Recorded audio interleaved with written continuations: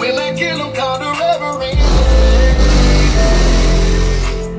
What's going on, guys? It's your boy Ty, and today in this video I'm going to be reviewing the brand new 2023 DCEU film straight out of Warner Brothers, that being Blue Beetle. Guys, for those of you that don't know, I'm about to do a 5-minute review. That's a series on this channel where I give myself just 5 minutes to review a movie, give my thoughts, opinions, what I loved about it, what I hated about it. So with that being said, this is going to be non-spoiler, and yeah, a timer is going to come up on the screen for you guys. If you like this video, please drop a like, drop a comment. I want to hear your thoughts on this movie, and subscribe if you like this video today. So with that being said, let's get right into this review starting right now. So if for some reason you haven't heard, the DCEU has been struggling the past decade or so.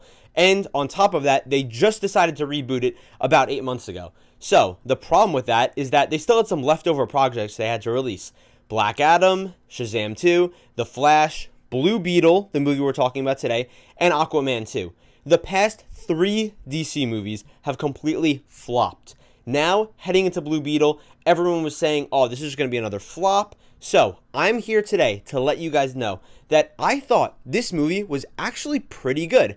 I'm going to be honest with you. I'm one of the only people that, okay, I didn't like Shazam, okay? That movie I thought was really bad. But I'm one of the only people that actually have liked the 2023 DCEU movies that have came out this year, with Shazam 2 and The Flash. And I can confidently say that I also really, really liked Blue Beetle. I've got to say, at its core, this is a story about family. Everything that Zolo, who by the way is the actor that plays Blue Beetle, everything that his character does is oriented around how it'll affect his family. Whether it's him trying to get a job in the US, or whether it's him having to deal with the repercussions of now being a superhero. Everything that gives him his power, it's not the scarab that he gets. It's the love for his family. And that's what makes this movie so unique, because they really push it in your face with the themes about, you know, your family is the people that make you strong, like I said before, but it's not over the top. And obviously, since most people have a family, and I'm grateful enough to have a really loving family, I was really able to connect to the main character because, you know, it really pulls those emotions out of you. And I feel like overall, I was very surprised with how emotional this movie was as a whole. Like, really emotional. There was a couple of times in here where, honestly, it was tugging at my heartstrings. And I was like, wow, I did not expect this at all. Because I went into this movie with pretty much no expectations. I was like, oh, let's just hold my fingers and just pray that, you know, nothing wrong is going to happen. And I can, like I said, I really think this is a good movie. Also, like I said, it's about family. The family characters that we're introduced to here are really fleshed out pretty nicely. They're all really, you know, woven together nicely. They have great chemistry. It's great to see George Lopez back on the big screen. I don't know when the last time is that I've seen him. The last time he was in a superhero movie was probably Shark Boy and Lava Girl. I don't know if I'm missing something else. But besides that, we also have our villain in here, of course, just like any other superhero movie. And I've got to say, in a way, you'll see once you watch the movie. This isn't a spoiler, like I said. We kind of have 2 villains here, but one of them is like a sympathetic villain, one that you could kind of feel for why, you know, their motivations are pushing them to do what they're doing.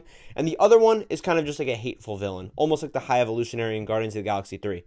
I mean, things kind of flow nicely throughout the pacing of this film, but at the same time, I do think it has its issues.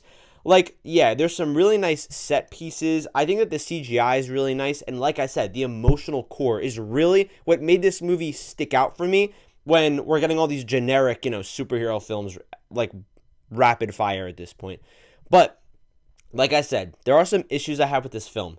If I had to say one glaring problem I had just overall with the structure of this movie, it honestly just feels a little bit cheap.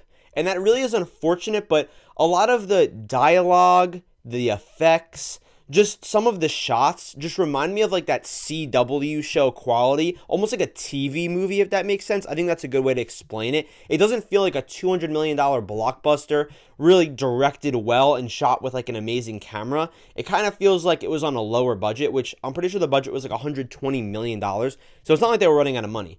On top of that, like I was saying before, there's 2 villains. One of them I liked. The other one, who's the woman character, I'm not sure her name, wasn't really a fan. I don't really like what they did with her. It was pretty good, but it wasn't anything crazy. It was kind of like the most generic, you know, bland villain you could pretty much pump out of a superhero movie. All right, with 45 seconds left, though, I've got to say one thing at least before we end this. I loved the fact that, first of all, the suit of Blue Beetle looked amazing. All the powers looked really cool. The fights were awesome. But there were a lot of scenes where Zolo's actually wearing the suit. Like, it's practical effects. And it looks awesome because in an age where I feel like every single superhero suit is CGI, and obviously there's a ton of CGI shots with the Blue Beetle suit. It's not like they got him flying around in real life, but the suit looks so cool and it makes the scenes really feel authentic, especially when he's with his family and you want things to feel real. You want them to have that raw emotion. I've got to say, the ending is great as well. With that being said, only with a few seconds left, I actually got to say, I recommend Blue Beetle and I'd suggest you watch it. So yeah, guys, those are my thoughts on Blue Beetle. Unfortunately, I ran out of time and I actually kept talking past the 5-minute limit, but I don't cheat. The 5-minute review is supposed to put me under a lot of pressure, and that's what makes it exciting. This isn't a part of the review, but the reason I think you should go see this movie is because even if it has no effect on the DCU as a whole, like our new universe, the character Blue Beetle is going to be in the DCU. So I actually do think it's worth it to get like your introduction to him, even if the plot points during the movie don't really matter too much. Maybe they do. We really just don't know what's going on right now with DC, but hopefully we'll get news soon. Guys, with that being said, thank you guys so much for tuning into this video. I love you guys, and I will see you in the next video.